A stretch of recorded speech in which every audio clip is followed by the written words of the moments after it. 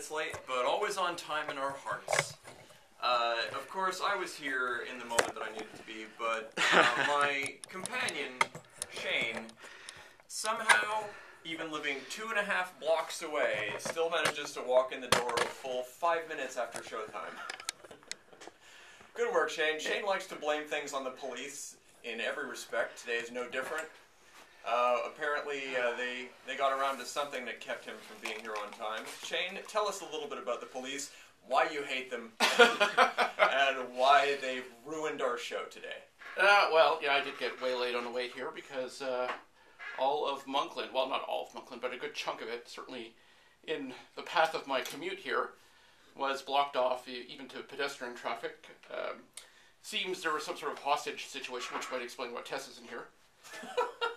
Are you joking?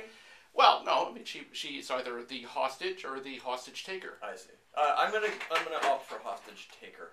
I'm pretty sure that's a little bit more the role she would play in this sort of situation. It depends how hungover she is today. All right. Well, no one knows anything about why that went down, which brings up an interesting segue into today's topic. William Goldman, pioneer screenwriter, Oscar winner for Butch Cassidy and the Sundance Kid and All the President's Men, passed away on Friday. He was a trailblazer who changed a lot of how Hollywood works just through how much screenplays cost to buy and how work was, I guess, put together. He did a lot of he made a lot of changes in the way that screenplays are viewed, I guess. He's pretty much the first writer anybody outside of Hollywood knew by name because of the ridiculous amount of money that he got paid for his first script. He sort of changed the rules. He pretty much invented the spec market. Isn't that what it was called? Right. Well, I mean, yes, he did get a high payday early on, but that was eventually eclipsed. He never made Shane Black / Joe Esterhep's money. No, but for the time, he certainly made a fair amount.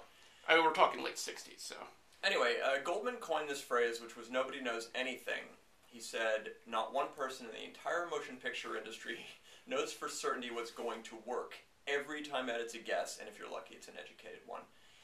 He wrote a lot of things, but that's the phrase of his that is the most well-known, that stuck with people, that gets repeated and is constantly being mirrored in different ways. And Hollywood keeps proving year after year that they don't know much about anything. That's true. So we're going to talk about William Goldman today. His films, the man himself a little bit, some of his choices, some of the fights he got into, a lot of which are pretty funny. He started out as a novelist. He considered himself to the end to be a novelist, and that screenwriting was a side gig. Let's see. He certainly remained a novelist, as he said, just to maintain his sanity. Yeah. Because they will change things in your screenplay to such a degree that you will lose all respect for yourself as an artist if you don't do something else. After working in Hollywood for 20-some-odd years, he wrote a book in the early 80s called Adventures in the Screen Trade, which is still an excellent book. It's still very well respected. A side note, just myself personally, Goldman was and has been for 30 years my favorite writer. He is certainly my favorite novelist. He may not be my favorite screenwriter, mostly because while he invented a lot of the rules of how scripts are written these days, I find a lot of his work follows the 3-act structure a little too closely, so I find his stuff a little bit on the predictable side nowadays. He also likes to overuse cut to true. Such a degree that it makes reading some of his screenplays a bit of a chore. I think I remember the phrase that's most known for Goldman is nobody knows anything, but the phrase I remember him best for is after working on a side gig on a John Carpenter movie called Memoirs of an Invisible Man. Goldman was fired and rewritten by another writer, and when interviewed about that fact, he said, "I'm too rich and too old to care," which is my favorite of all of his quotes. Although, didn't he also disavow ever saying that at some point? Apparently. But, it's too good a quote not to attribute to him. Yeah. So why don't we start with his very first film, which was Butch Cassidy. Butch Cassidy and the Sundance Kid, which was released in 1969. Goldman had, nowadays we all consider Butch Cassidy and the Sundance Kid to be these famous gunslingers of the old days, like the legendary Butch Cassidy and Sundance Kid. But the reality is... The only reason they're remembered at all is because of the movie. Exactly. Goldman discovered these guys in some research he was doing, just some notes here and there, and he became fascinated with them, and he spent a decade reading up on them, finding little bits all over, and he gathered all this information together and cobbled the screenplay together out of it. And what is interesting is the fact that now we do consider them to be as famous as Doc Holliday, or Wyatt Earp, exactly. or Bat Masterson, or Marion Morrison. The famous cowboys of old. But yeah, it's entirely because of William Goldman that we even know these people's names, and I find that fascinating. Here's a fascinating piece of trivia. So let me see if I can remember their names. So Butch Cassidy and the Sundance Kid were not their real names. They were... Oh, damn it, I named my kid Sundance after... It was Harry Longbow and somebody Parker, I can't remember. Oh, his first right. name. It's like John Parker. So Parker and Longbow were their real names, and this is just a side movie note. There's a film from the year 2000 called Way of the Gun, in which the two protagonists, clearly using aliases throughout the film, refer to themselves as Parker and Longbow, which could be really tacky, but in that case I find very charming. The characters played by Ryan Phillippe and Benicio del Toro. We're also big, tremendous fans of that film. That is true. Forget everything William Goldman's done, just run Yeah, let's just talk about that see Way of the Gun.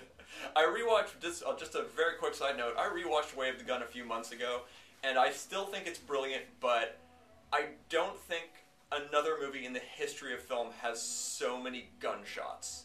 They fire their guns 100 billion times. If you are not fond of the sound of clicking and explosions, you can never see this film. Yeah, but that's only because the entire Bolivian army showed up at the end. Perfect. That brings us back. So Goldman wrote a few books, he wrote some novels, and he also wrote some memoirs. Well, before we're all the way off Sundance, though, Sure. I just wanted to mention that one of the most important things about this film is that it became the template for the buddy action film. That is very true. And before that, the buddy action film didn't really exist. It was sort of William Goldman refining the idea of what a buddy action film should be based on his memory of Gunga Din from 1939, which was an important film of his childhood, one of his favorite films. I think it was probably his favorite film right to the end. It is. And that's a three-man buddy film. Mm-hmm. So William Goldman basically innovated by saying, okay, two guys. And with more comedy interplay, and it is, if you see Gunga Din, you can see how it's derived from that, but how it recreates that genre, and then we're still feeling the echoes of it to this day. That's true. I mean, the 1970s were filled with buddy pictures. Lots of movies with George Segal or Elliot Gould teaming up with someone to do something. Well, it was sort of 69. Yeah, I think it was 69. It was also the year of Midnight Cowboy, which is a different sort of buddy film. That's true. It's not a buddy action film. It's a buddy degenerate film. More of a buddy action film. I mean, not together, but more or less separately. They're off having weird sex adventures. Yeah, and that led naturally to Scarecrow with Gene Hackman and Al Pacino. And Al Pacino. And Al Pacino's original very high voice. You'll notice that the degenerate junkie buddy type film does not persist in the same way that the buddy action film does to this day. I would say Butch and Sundance, the formula there was further refined by Shane Black when Lethal Weapon came out with the added element of, they start at odds, whereas Butch Cassidy and the Sundance Kids, they're already partners at the start of that film. They're not at odds. That's very true. Let's see. So, with Butch Cassidy, Goldman wrote a spec screenplay. He just wrote something without anybody being on the hook to buy it. It wasn't a contract. And then his agent shopped it out, and there was a bidding war, which was a big thing from the 60s till about 15 years ago. That's much a thing of the past in Hollywood these days. At the time, Goldman earned the unprecedented amount of $400,000 for the script, which was probably 5 times more than anyone had ever been paid for a movie at that point, maybe much more in some cases. what was interesting is, much like today, this information got out there. People learned, even without Twitter, people found out that William Goldman had been paid that much. This was for the script before the film was made. So by the time the movie came out, it wasn't a brand new, exciting Western. It was that movie some dick got paid $400,000 for. So all of the initial reviews for Butch Cassidy and the Sundance Kid are negative. They are wildly negative. There's nobody saw the movie. They only saw the price tag. And what happened was that it was a hit, though. The film, people loved it, and it's one, back in the day, movies didn't go straight to DVD or straight to TV or straight to Netflix. They basically stayed in the cinema. And if they were popular enough, they would come back in a year or two. So that happened with Butch and Sundance was around for a while, and ultimately, in terms of it was the #1 movie of 1969 in terms of money. It made $102 million, which in adjusted dollars is $665 million today, which is, let's be clear, Deadpool money. That's the amount of money the first Deadpool movie made, which everyone was astonished by. Yeah, well, you have to remember what Goldman changed about the system at the time was leading up until the 60s and a ways into the 60s. Writers were a commodity that were under contract by the studios, much like the stars were. They were all in a stable. A lot of them were required to write on lot. They weren't writing from home even. There's one story of that era where a producer used to walk past the writer's building and get really angry if he didn't hear typing. Because, of course, so much of writing is just typing, right? Of course it is. Tap, tap, tap. Yeah. Well, just to tap, tap, tap our way into a promo, I'm going to... please be it for another movie show. It will be after the first promo, so we will be right back after these messages from very important clients of ours. We've got 1 minute. Okay. Try and adjust this a bit. Sure, is that on now? Yeah, I kind of just threw it on. Is it filming me? Probably. Yeah, make it not film me. I mean, I know I'm beautiful, but...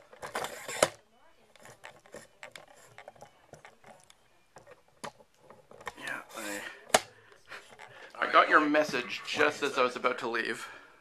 I got your message just as I was about to leave. And then... Well, now you know. Leave 10 minutes early, man. Well, I would have. Well, I'm recovering from my own bender. I told you I was drinking tequila and wine last night, so it's a good mix.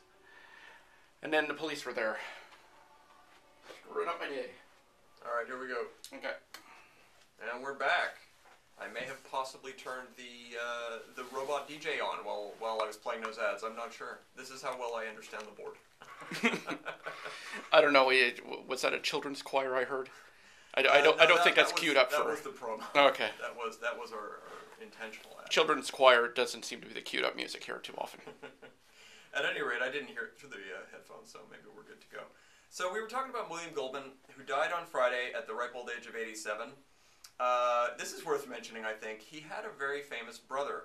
So Goldman was famous for writing screenplays, and he had a brother who was also famous for writing plays as well as scripts. His brother's name was James Goldman.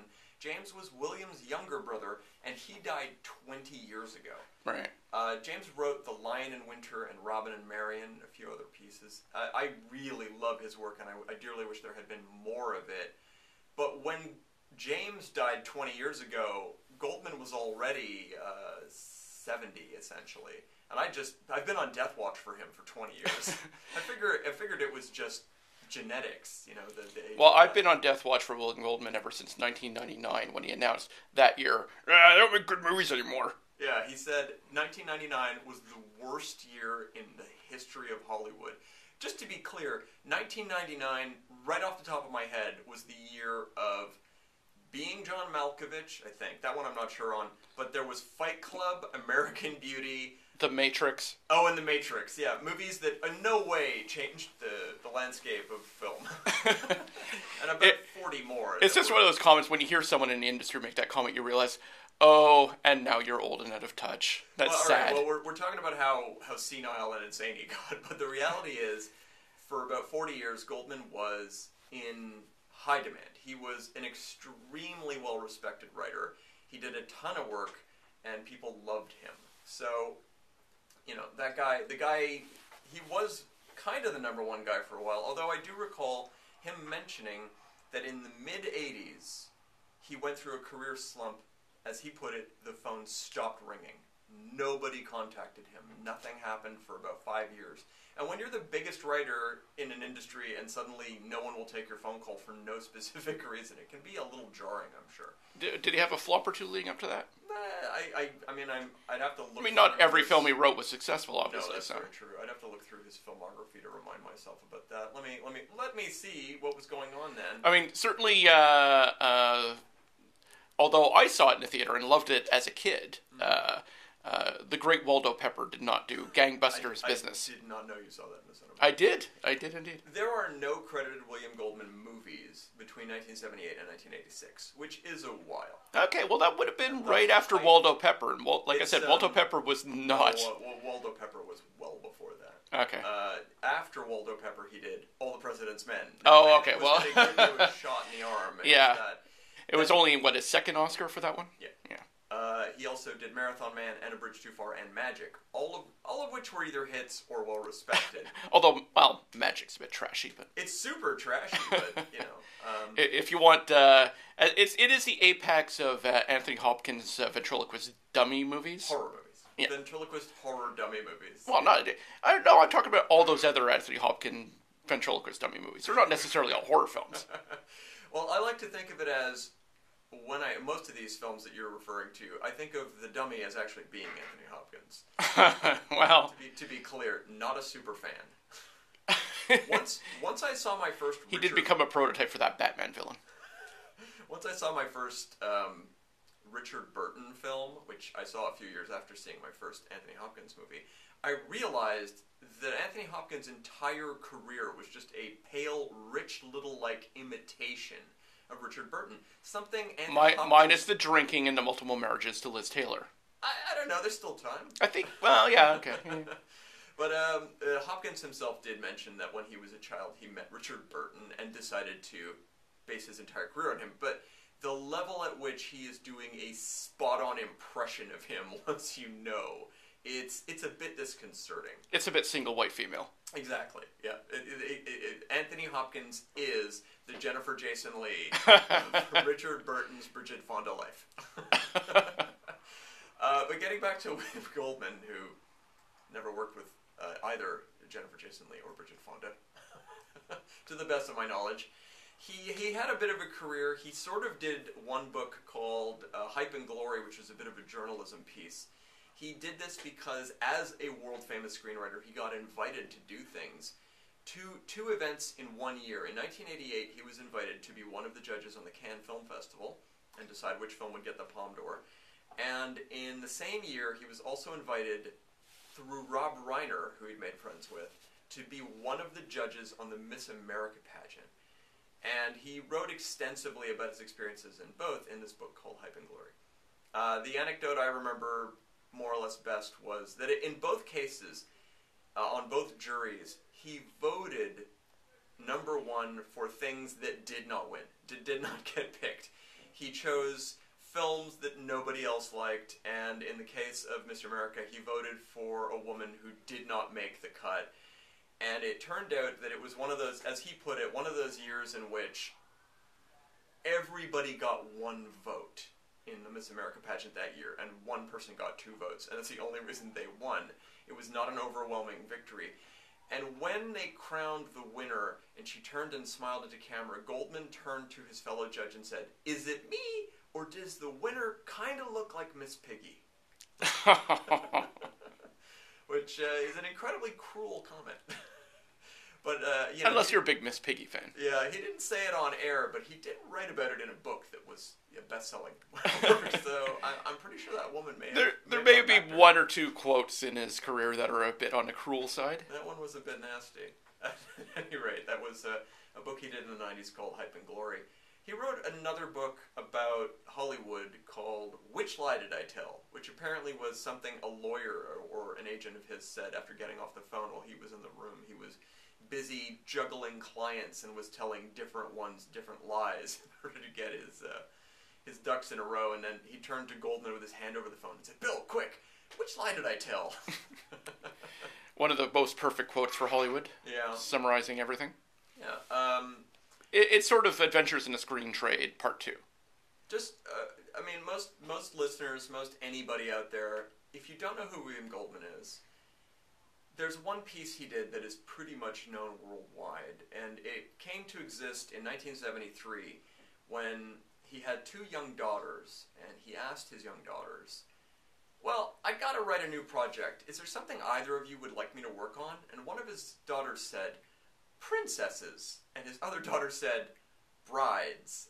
And he said, "Well, I want to make both my kids happy." So he concocted a novel called The Princess Bride, which of course is a very, very famous and beloved movie. The interesting thing about this book that he wrote is that he decided that what he was going to do is he was going to create a character who wrote the book The Princess Bride. So the gist of it is he creates this entire fictional concept that there was a book published a couple hundred years ago called The Princess Bride by an author named S. Morgenstern. And that when Goldman himself was a child, his father or his grandfather read him the book while he was sick in bed. But his father or grandfather didn't mention the fact that he was skipping large chunks of the story. That he was just reading him what was basically a good parts version of this novel. And so that when Goldman grew up, again, all fictional, when he grew up, he bought the book for his own son, and his own son couldn't get through it. And he said, "I don't understand, it's the greatest book ever written." And when he finally opened it and looked through it, he noticed the book was overwritten, bloated with passages about royalty and wigs and madness, and that he realized it was his duty to edit the book down into a good parts version. And that was the basis for where The Princess Bride came from. They do a very small version of this in the movie, when they don't really touch on the fact that the book is being edited by the reader, but they do have a framing sequence with Peter Falk reading to a young Fred Savage. And it's a cute piece. It helps people remember the film. I do have a personal anecdote about that. When my grandmother was older, I lived with her for a brief period of time, and we occasionally watched movies. And I remember that we watched, one weekend, she and I watched The Princess Bride and Back to the Future. Now, she was an older woman, and her faculties were quietly disappearing on her. And I remember we watched Back to the Future, and she stayed 100% clear on that story. She understood that this guy had gone back 30 years, that he was meeting his own mother, that she was trying to sleep with him, that he had to time travel back home, the lightning, she understood all of the relationships clearly, and all the time travel problems. Did she get the bit with the Libyans? Because I need help with that one. However, my grandmother had no understanding whatsoever of what was going on in The Princess Bride. She was baffled by the concept of a grandfather reading his grandson a story. I remember she just kept turning to me and saying, I don't get it. How are we back in a bedroom? So she was into the science fiction, but not so much the fantasy. Apparently. Not something she ever specifically shared with me, but definitely an interesting moment of my life.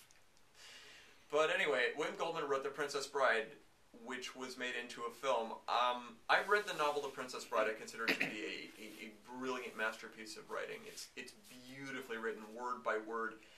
I don't much like the movie. I think it's fine. I think it's brilliantly cast. I would be one of the people screaming heretic at you if I didn't agree.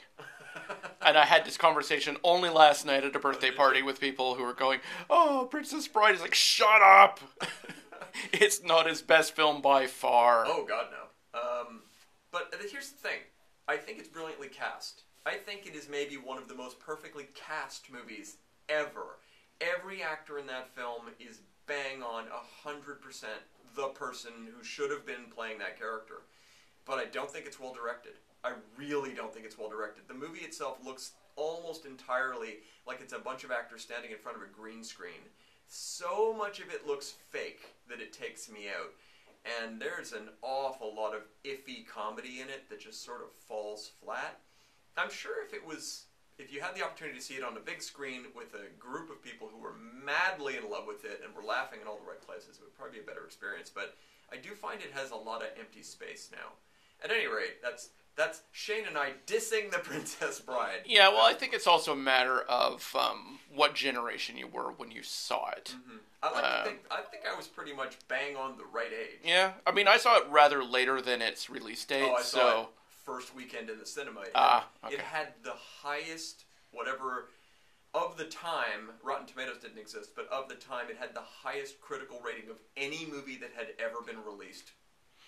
And so it was... See, it came out in an era where fantasy pickings at the cinema were scant. Mm-hmm. And so there were people who were into that genre who didn't have the benefit of Lord of the Rings, because it hadn't been made yet. And so they're very nostalgic about that film and a bunch of others from that era, which are increasingly crappy. I'm talking, never-ending story type stuff. Right. So I am constantly in this argument with a few people in my life who are uncritical lovers of these films. Hey, it did come out 1 year after Labyrinth, which is Labyrinth is the good one. It's wildly flawed, but I kind of like it. Of that era of weird fantasy 80s films, that's the good one. Well, speaking of David Bowie, I don't know if you know this, but before he passed, David Bowie's favorite radio station was CJLO 1690. He would call and write in all the time. The man was obsessive about getting in. If you can ever find tapes of... he kept trying to get booked, and we're like, we don't really have the time, but, maybe if you're in town someday we'll slip you in for 5 minutes, but it never actually happened. We're bigger on breaking new artists than we are on helping to reestablish aging... all that time he was in town shooting interstitial bits for the Hunger show. Oh God, that's right. I forgot he was in that. Oh yeah, he was here. He was practically next door. He could have come into the studio any time, but we kept shutting him. Yeah, it's true. We did give the security his picture and say, "Do not let this man in. He's a nuisance." Yeah, but then he just changed his look and tried to get past security again anyway. That's a very good point. That's always fun to, for no reason at all, to start slagging on a rock icon. Well, because he's so closely tied to William Goldman. I'm sure we could Kevin Bacon this somehow, but... somehow. By I don't know, we could go...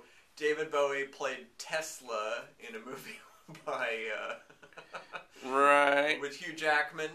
Hugh Jackman, I don't know, I'm sure we could keep going and eventually... Was a dancer. There was dancing in... Butch Cassidy and Sundance Kid had one of the first music videos. Right. So, dancing, music video, that's pretty close. Hugh Jackman when it's caught in the rain, and Butch Cassidy and Sundance Kid features the song Raindrops Keep Falling on My Head. Yeah. Done.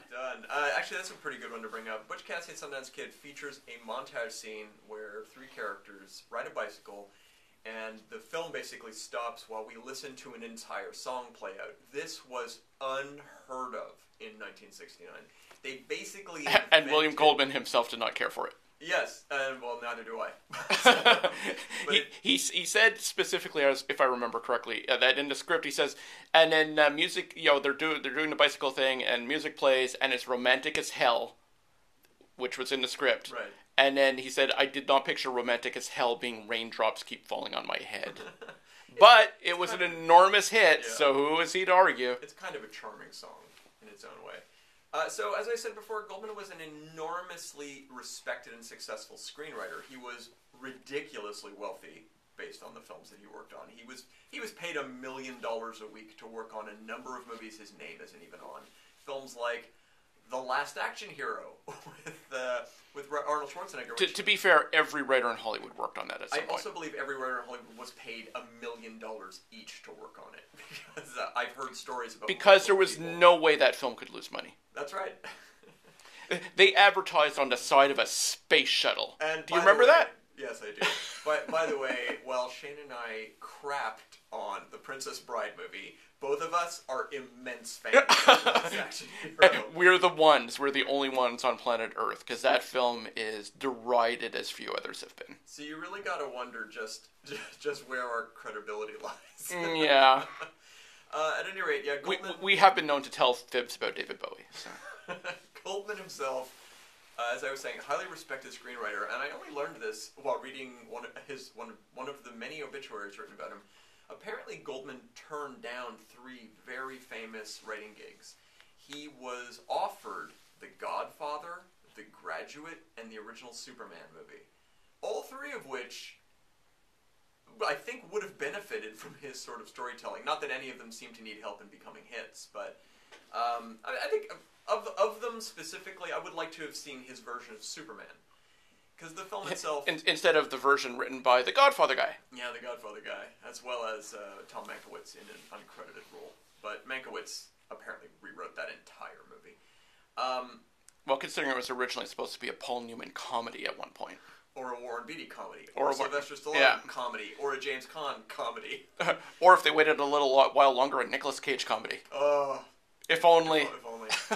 Nicolas Cage was nearly Superman in a late 90s Tim Burton directed Superman movie, of which there is footage of Nick Cage with long hair in a delightful black Superman costume. I cannot get enough of that image. I desperately wish that movie had been made. In an alternate dimension, it exists. I would love to travel to an alternate dimension. And in that alternate dimension, it's written by William Goldman. And not Kevin Smith, as it was reality. Nicolas Cage did recently get to live his dream and did, in fact, play Superman in a major motion picture, and I'm talking about Teen Titans Go to the Movies. The finest depiction of Superman the cinema will ever know. I am not even joking. I do think it's the finest Superman ever. He refers to the Teen Titans in that movie as a bunch of goofsters, which won me over in a way no other Superman portrayal. I don't think I can even picture that line not being spoken by Nicolas Cage. Exactly. You guys are, well, you're just a bunch of goofsters. He's pretty amazing in it. So yeah, Goldman didn't get to write the Superman movie, or turned it down. He did, however, write a Shazam movie, which didn't get made. And the interesting thing is there is a Shazam movie that's coming out later this year. Shazam is another character from DC Comics. He was originally known as Captain Marvel, and he would say Shazam in order to transform into that character from a little kid into a hulking Superman type. But they've since dropped the Captain Marvel part of his name and started referring to the character as himself as Shazam, which is ludicrous and makes no sense because that's the god who gives him his powers, not him. But there's that little copyright thing. And apparently branding is everything, so from now on he will be known as Shazam. Not Kazam. Was that Shaquille O'Neal who played a character named Kazam? I can't remember. I'm sure, but much better superhero movie. Right. At any rate, we'll see what happens. As I was saying, Goldman was highly respected. He got a lot of interesting work over the years. One of the films that I thought was pretty great that he worked on. Oh, to be clear, Goldman mostly did adaptations of novels, either his own or other people's, so he only has about 4 original screenplays. One of which, I mean, I guess you could consider this an adaptation, but it is an original piece of work. He wrote a movie in 1994 called Maverick, which was based on the 60s TV show starring James Garner. The new movie featured Mel Gibson as Maverick, Jodie Foster as his love interest con artist woman, and it featured James Garner? Yeah, Garner himself as a friend of Maverick's, and it's kind of a great movie in a lot of ways. And I know one anecdote about it is that when they offered Goldman the movie, he said, "Hey, I'm definitely going to take this. They're paying me a ton of money, and it's easy. They want an adaptation role TV show. I'll just watch a bunch of episodes and then steal the plot of 2 of them, cobble them together, and that'll be a movie." And then Goldman said about watching a couple dozen episodes of Maverick and realized that he had chosen the worst possible task. There was no way he could steal old episodes and make any sense of it. So in a 1990s context, they were never going to work. So he had to. A lot of old TV has not aged well as far as pacing and plot goes. So he had to outright create a brand new story from scratch. But I'll argue that movie is 100% entertainment. There's no minute of that film that isn't in some way entertaining or fun. However, well, except for that bit where Gibson goes off about the Jews. That's never fun to watch. To be clear, that's only in the director's cut. Oh, okay. The Mel Gibson director's cut. Yeah. See the original theatrical version, and At any rate, Gibson's pretty good in the movie, and I like the whole movie. But to be fair, just to be a little critical about it, the entire movie hinges on the fact that when the chips are down, he has gambling magic. When the chips are down, his character can magically just have 4 aces or something along those lines, which is hard to root for. Yeah, way to go, hero. Way to overcome those odds and just be magic. But, yeah, if we're going to do magic gambling films, I would prefer the Hong Kong variety with God of Gamblers and stuff like that. They sort of had an excuse for magic in those films. Goldman himself got his start in screenwriting in let's say 1964 is when it started. Goldman was a novelist at that point. He had no connections to Hollywood, and okay, so let's put it this way. He was writing what was at the time considered a best-selling novel. One of those big 500-page epic novels with a massive cast of characters, a complex plot, and his agent was pushing him to write one of these books, and it was called Boys and Girls Together. Goldman wrote about 200 or 300 pages of this book, and he burnt out. He couldn't take it anymore. He did eventually end up finishing the book, but in order to kind of clear his mind, he wrote a really quick novel in the middle. It was called No Way to Treat a Lady, and it's a trashy thriller novel with the premise of, what if there were two Boston stranglers and one of them became jealous of the other? That's the premise of this book. And when he wrote it, he wrote these tiny little chapters. They're only a page or two, and they're almost all dialogue, and they read very much like a screenplay. Now what happened was, there was this actor at the time named Cliff Robertson, and he was looking for a writer for his next film, someone to fix a movie he was working on, I think called Masquerade. And he read this novel, and I think he picked it up while jumping on a plane, read the novel, and then contacted Goldman and said, well, you're a great screenwriter, why don't you write this? To which Goldman said, I don't understand, what do you mean? He said, well, I read this script you wrote, No Way to Treat a Lady. And so out of a complete misunderstanding, he hired him to rewrite the screenplay, and that's what got Goldman into the industry. After that piece, he was hired to adapt a Ross Macdonald novel called Harper. Well, actually, I don't know if the book was called Moving Target, I think. Yeah, the movie was Harper. Based on the character of Harper, which was a series of books by it. And it is a pretty good 60s sort of detective movie. I've seen it and I quite like it. It was good enough that a couple of years later, this is a Paul Newman movie, by the way, that Paul Newman was urged to come back and reprise the character in another movie not written by William Goldman, which is atrocious. Oh, yeah. It's one of those terrible, terrible films. Well, the anecdote I always liked about Harper was that he wrote the film, they shot the film was fine, they test screened it, and it kind of just sat there. Mm-hmm. People didn't really engage with the character. So they asked Goldman to come up with an opening sequence. So they did a silent little piece of Newman's character, Harper, waking up in his apartment and trying to make coffee out of a day-old filter he found in the trash. And suddenly, ultimately culminating in him taking the first step, and it's disgusting. Yeah, it humanized him. And it humanized him, it won the audience over, and then the film worked. Yeah. I mean, at that point, though, Paul Newman he'd already been in Butch Cassidy and Sundance. Not yet. Prior to Butch Cassidy. That's right. I'm sorry. Yeah, that was, I guess, what maybe got their relationship rolling. Yeah. Asked to get him to read that script one day. Yeah. That's a good point. At any rate, yeah, that was some stuff that got him started. And what else can we talk about in his career? Oh, well, I'll skip forward. Here's one I've always liked. After he became so famous and so rich and so well known, Goldman was often asked to consult on things. So in the late 90s, he was asked to look at a screenplay that two upstart screenwriters had just written. Matt Damon and Ben Affleck had a script called Good Will Hunting, which was doing the rounds, and it was garnering a lot of heat, but people thought it had problems. So somebody asked William Goldman... Namely that Matt Damon and Ben Affleck were attached to it. That was one of the things. It's much like Rocky. Well, they were nobody at the time. Yeah. At any rate, Goldman read their script and quite liked it, but he had a few notes for them because in the script... He wrote it he read it at Rob Reiner's behest. Oh, that's Rob right. Reiner had looked at it first. It was a Castle Rock thing, probably.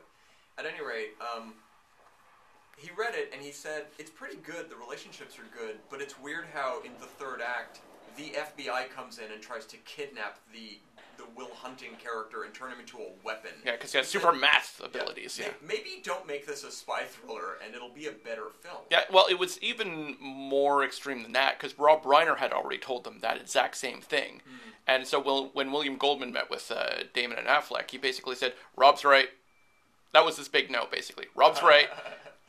But because of that, this rumor went on that, William Goldman was the secret author of Good Will Hunting the whole time, and he spent many years after that disavowing that rumor. That is very true, yeah. And unfortunately, when that film won an Oscar, a lot of people said, well, of course it won an Oscar. It was secretly written by Goldman. Which is really doing actual writers a disservice. I mean, the idea that, well, there couldn't be other writers who are any good out there. At any rate, we'll come back in a moment. I'm just going to do another quick round of ads. We all love them, and here they are. Ads or robo music, whatever. Doesn't matter. No, I made sure not to touch that button this time. That's alright. Doing okay. Yeah, well. A little scattershot. After jogging here, and... That's a good point. That's twice this year I've been waylaid by What's that? That's twice this year I've been waylaid by a detour that was for pedestrians as well. Right. And usually as a pedestrian I'm used to being able to hop anything, but to hit two things. Well, one, leaving your place and getting hit by that pedestrian detour in St. Henry, and where I couldn't get out of St. Henry for an hour. 15 seconds. Okay.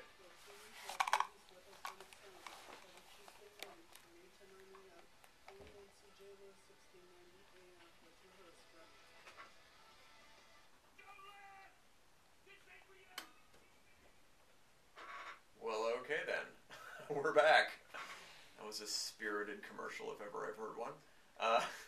We are still talking about William Goldman, the Oscar-winning screenwriter who passed away this week. And again, and had the spotlight stolen from him, but by that, huckster Stan Lee. That's true. They both died the same week.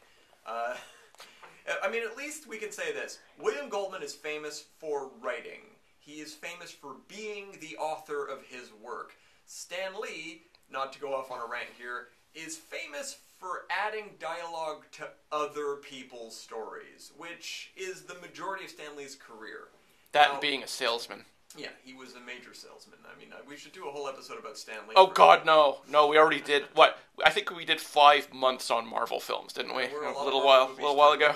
Yeah. But at any rate, yeah, Stan Lee, he was definitely, I will say he definitely added a lot to the lexicon of comics, to characters, to a lot of things, but ultimately the great ideas of the books he worked on were created by Steve Ditko and Jack Kirby and a lot of other people who got a lot less credit than he did because, well, their uncles didn't own the company.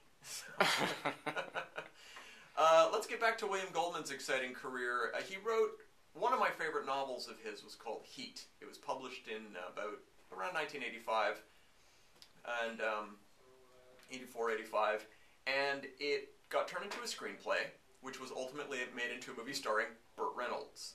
This movie has an interesting history. It's one of my favorites. So, William Goldman wrote this script, which is pretty faithful to his book. It's a little, it takes a few liberties and character stuff, but it sticks to the main plot. And the script was apparently good enough that it got Robert Altman interested in it. And at the time, Robert Altman was he was a pretty big deal director. And Robert Altman approached Burt Reynolds and said, Burt, you're in a good place in your career. You're kind of one of the big Hollywood action guys. This is a great script. And Reynolds agreed with him. And then they set to work on the movie. And after a couple of days of working on the movie, Robert Altman said, well, you know how I like to work. We're going to start with this script, and then we're just going to start ad-libbing like crazy.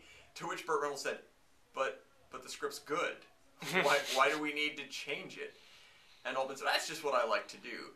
But after a couple... Well, if we're improvising, can I get Dom DeLuise in here?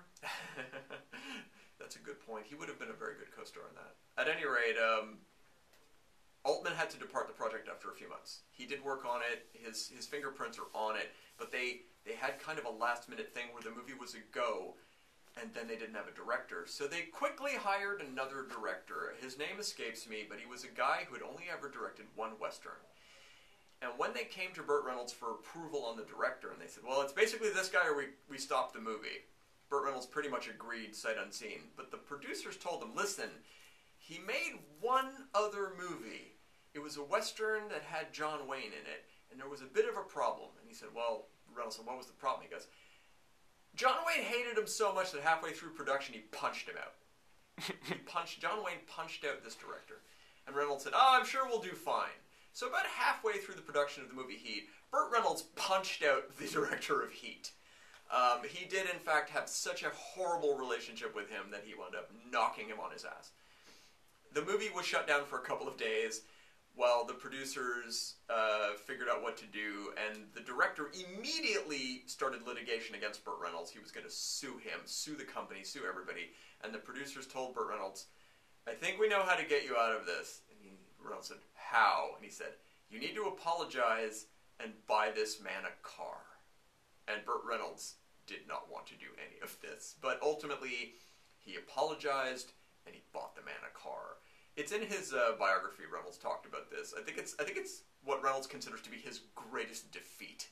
At any rate, the movie itself is a mess. It's not great. It has moments. It certainly has a few scenes that are clearly William Goldman. When you watch them, the dialogue, the way that the characters say certain things, but the direction is ham-handed and a little weird. And Burt Reynolds is wearing what I can only describe as a permed toupee in it. It's a little out there. Mess though it is, it has now been rectified by what is no doubt that excellent Jason Statham remake. Yeah, Shane is mentioning the fact that in 2015, Jason Statham starred in a movie called Wild Card, which is a verbatim, word-for-word remake of the movie Heat, which I think is very strange because they could have really easily gone back to the source material and altered it somewhat, and it feels like no one involved in the production's ever seen the novel. They just basically went right off the original script. So errors and people in Hollywood can barely be bothered to read scripts. They're not going to read a whole book. Don't be silly. So errors and all, it's pretty much a carbon copy.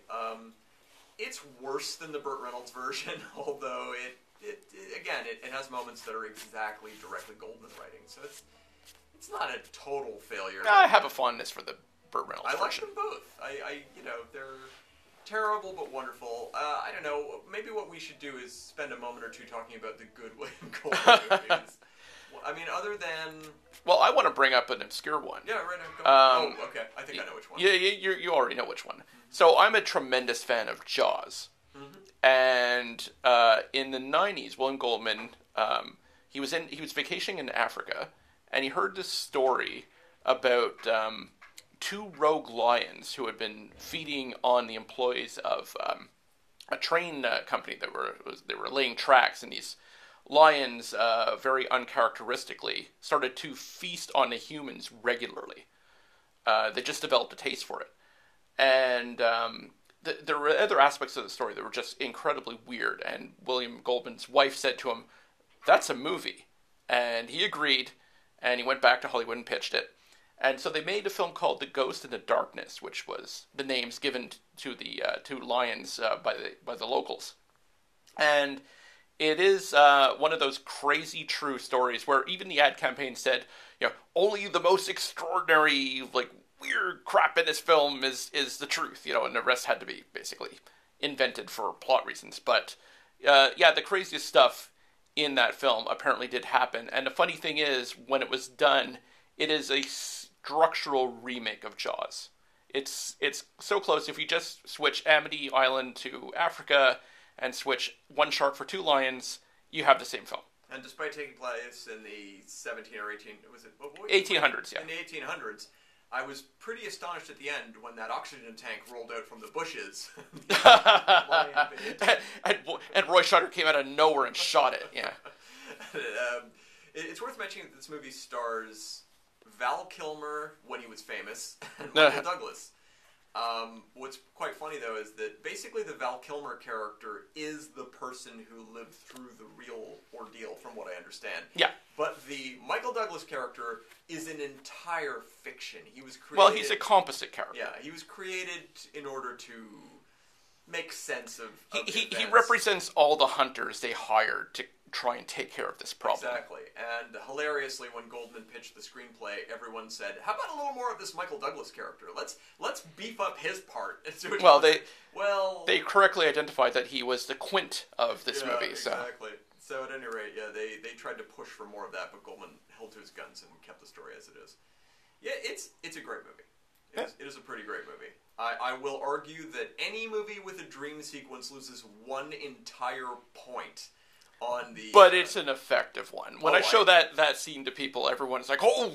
Because at that point, what happens in the dream sequence is almost completely ridiculous, and yet so many amazing, ridiculous things has happened at this point. I bet, again, based in reality, that you're willing to buy, oh my god, now this is happening in a dream sequence, and I'm totally believing this is real.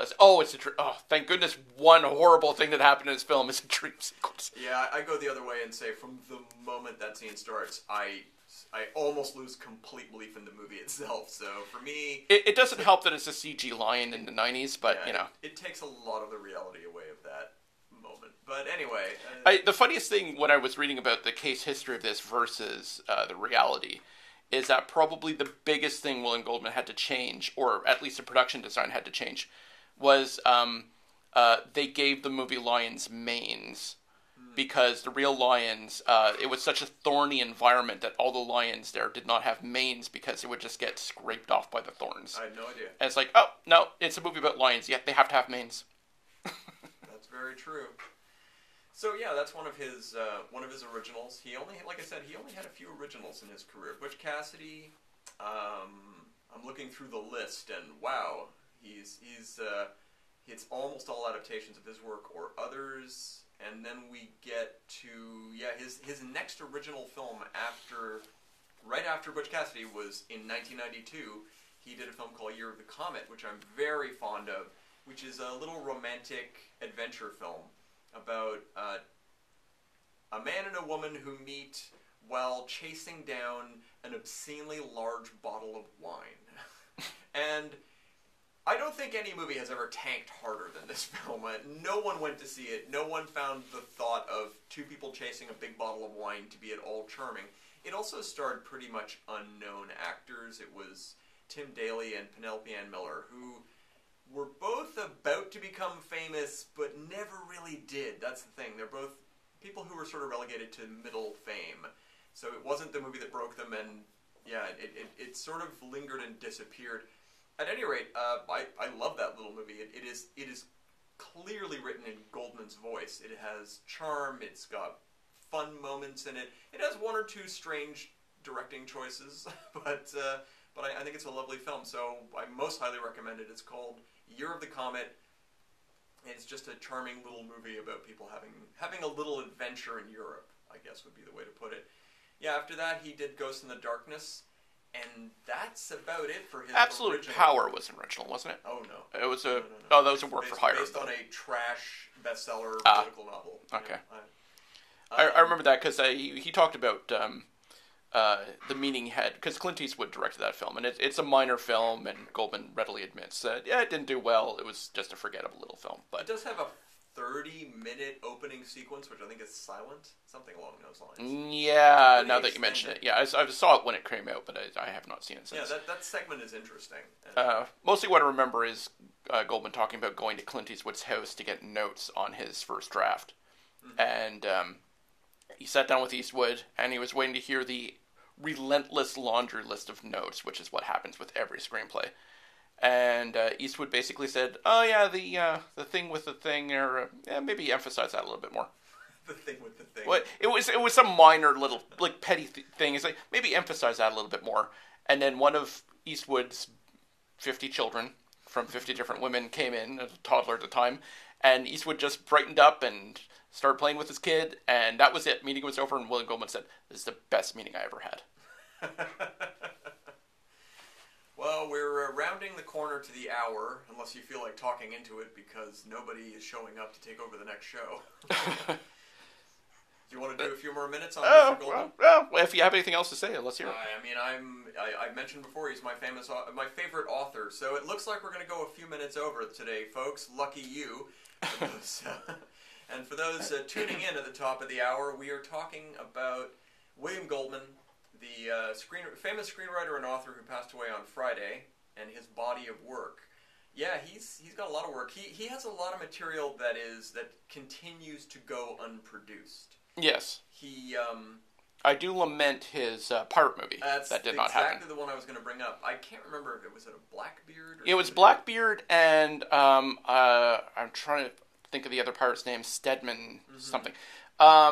So yeah, the idea is that they were two pirates, Blackbeard, who was the quintessential pirate of his era, and the other guy, God, I wish I could remember his name correctly at this moment, but he basically was a wealthy man who fancied he wanted to be a pirate and bought himself into the job. Like, he's the only pirate to have paid for his own ship, as opposed to stealing it. That's correct, yeah, I remember that. And it's about the unlikely friendship that builds between these two characters, who are basically living the life that the other one would like to live.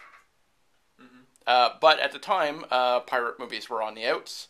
The Pirates of the Caribbean movies had not opened and made a mint.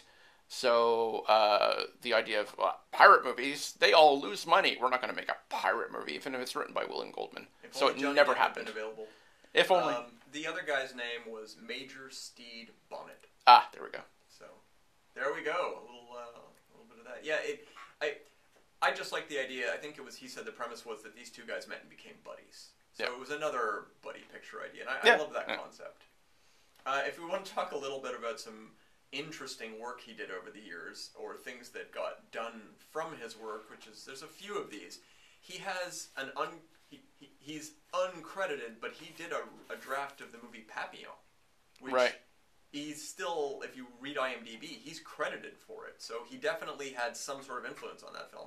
And Papillon is a pretty good movie. It has a lot of interesting character stuff in it. If you haven't seen it, my problem is I had watched the movie after reading the book, and I was young enough to not fully in grasp of the art of adaptation. So all I could see when I was watching the movie was how much of the book they'd cut out. By the way, just in case we need to do this, we're at the top of the hour. I'm going to mention that you're listening to CJLO 1690. I have a feeling that's needed to be said about once a half hour in order to retain the radio license. Well, we already established that David Bowie's listening right now. David Bowie from Beyond the Grave, our biggest fan. No question whatsoever. Call in if you're near a phone.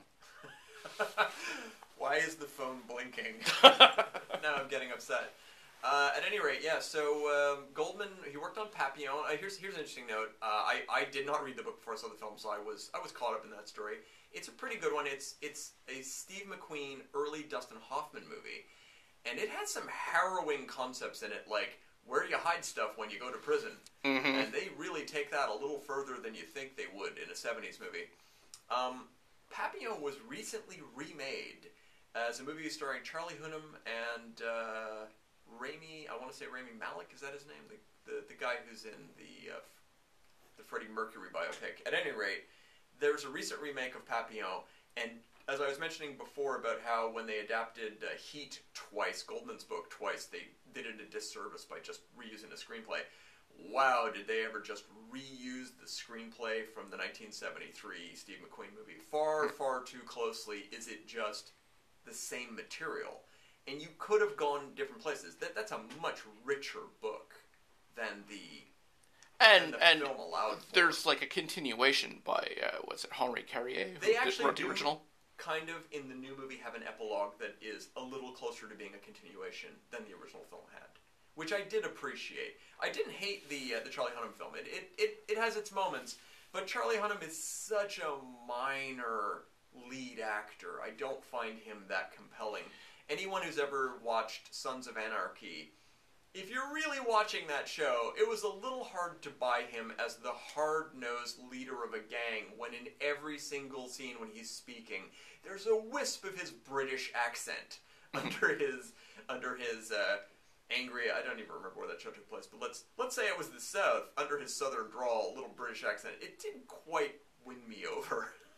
Not to mention the fact that he is beyond being a pretty boy, so it kind of... It's been a while since I've looked into this, but wasn't Papillon